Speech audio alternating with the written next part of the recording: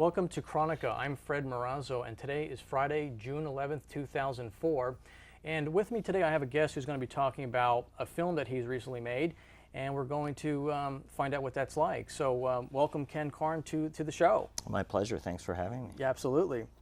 So we're going to see a clip from your film in a little bit, and the first thing I want to do is I want to just talk about your background. Okay. I know that you're actually Dr. Ken Karn. Yes, as a matter of fact, I was. I graduated high school in 1970, and in those days, most people were brought up to do something practical. Like you go. I went to dental school. I had to do something practical, but I always loved film. And so I always kept my, that was a hobby interest, not making films, but seeing films, reading about films, reviewing films.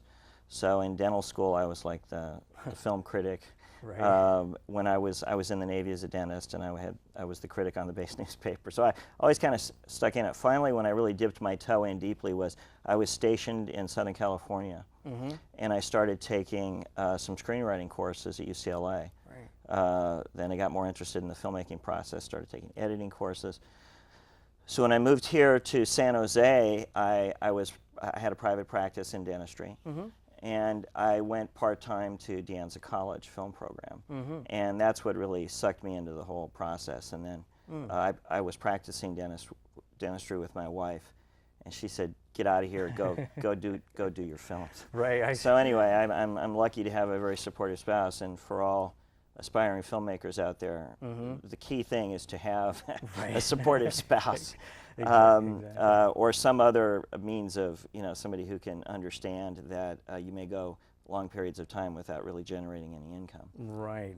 But so anyway, and it's interesting because the director of the film that we did and the director of photography, we all met in our very first film production class at De Anza College. I see. Like 15 years ago. I see. So that's one of the best reasons to go to film school is you meet the people you're going to work with. I see. Okay. And how the experience was? The program is what, 2 years, or is it? Yeah. I mean, if you do the program by the book, it's an associate degree certificate program, and I see.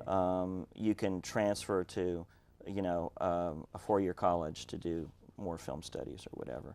But I had a degree, so that wasn't my objective. Just working with people, especially, De Anza is especially good because they had you work on crews. It wasn't just the typical student film we used to call Two Guys and a Pizza, where you get your friends and you get pizza or burritos, and you'd have a 2-man crew, and you'd sort of do a little of everything. Right. A lot of the program at De Anza, you're learning to work with crew positions. I see. Okay. And so the film that you've made was actually you met your director there. He's the one who directs this film. Right. Yeah. It was. We kind of stayed in touch. He was a technical writer. He's a computer engineer, and he was a technical writer. He was also president of Image, which is a Peninsula-based filmmaker organization. It's based in Palo Alto, and I curated their film festival. And I was pretty active in Image, and Sasha Paraso, the director, he was the president. So we were involved a lot in trying to foster a filmmaking community here in the Bay Area. And finally the opportunity, we're not getting any younger. In fact, I'm quite advanced in age. So if I was ever going to make a film, it was now. So we concocted a film whereby we could fund it with our own money and with a few selected investors. And that was the genesis of Skin Deep. We just wanted to get on the scoreboard, wanted to make a movie that would actually, people might actually see. And prior to that, you had done some.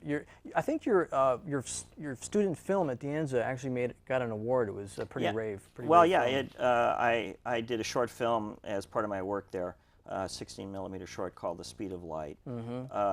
For people who live in the South Bay. It won the Joey Award for Best Student Film, which was the San Jose Film Commission's awards, and went to a couple of film festivals. I made about 5 short films in total, and then I worked in different odd jobs related to film. I worked as a programmer for film festivals. I worked as a film festival consultant for filmmakers. I work as a film writer where I write freelance articles about film. I see. and so I kind of worked as a programming consultant for the Camera Cinemas in San Jose, and I ran their cinema club for 6 years. So, right, jeez. then finally, if you want to make a movie, it's a full-time deal, so you have to give up all those. Absolutely, absolutely, and then of course you need that supportive spouse to keep Exactly, you. exactly. On the movie shoot, actually, Uh-huh. my wife fixed about half the meals, and the other half were fixed by the director's mother. So, It's kind of like being an entrepreneur. I mean, you Yeah. talk about Silicon Valley. You do a startup, you're bootstrapping. I mean, you're just friends and family. You're kind of finding friends and family to fund you. Yeah. And everybody pitches in. yeah, but of any endeavor I've ever seen in Silicon Valley, you're much more likely to see your money back doing anything other than making a film. It's really? like the ultimate venture capital. Really? in a way. So it's hard to get the money back, is what you're saying? Pretty much, Yeah. yeah. It's just the way that the system is set up, the system of distribution, Right. really is against the filmmaker on the outside actually making money on their first film. Oh, right.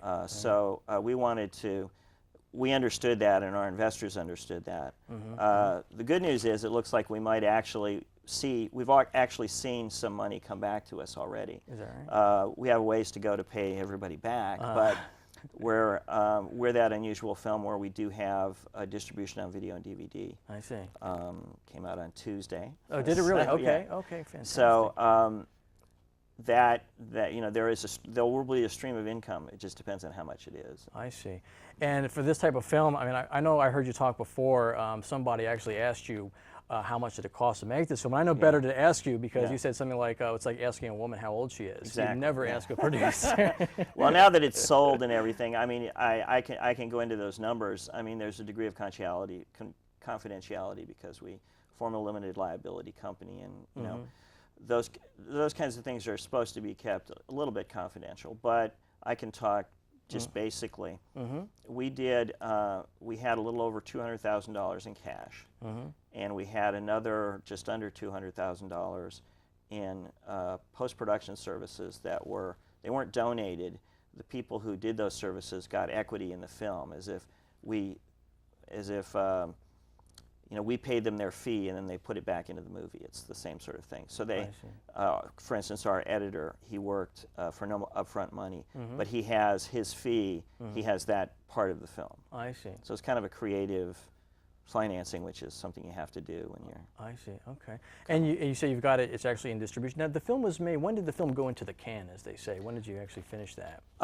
We shot the film in August of 2 years ago, 2002. 2002. Okay. And we finished the film on June about the 15th. June the 15th was its world premiere, and we finished it about 4 days before that. Oh, is that we right? had our world premiere at the American Black Film Festival in Miami Beach. Right. On June 15th, that would have been a year ago, Okay. 2003. Right. And you guys got a couple of awards there. Yes, right? we won Best Film, and we won one of our actors, Steve White, won Best Actor. So that's a good way to start out the festival circuit. Oh, absolutely. So And I think right now there's the Black Film Festival going on in San Francisco. Yeah, there is, and we had a Bay Area premiere at the Oakland Film Festival, and so that kind of shut us out of doing any other. But that would have been a nice festival to do. Right. Just the timing wasn't quite right. I see. For us. This film, Skin Deep, I'm going to just ask you, tell me a little bit what it's about. Tell the audience. Well, I have to tell you kind of what we were going after before, because people always wonder, where does an idea come from? Basically, we started out wanting to make a film with a limited number of characters in limited locations, but to do a really good job, a high quality. We weren't interested in doing like a guerrilla movie, shaky cam. Right. Blair Witch. Right. Yeah. So we also didn't want to do an obscure little art film that nobody would see. Right. So we decided to do a specific genre film, which is a film type. Ours is a thriller.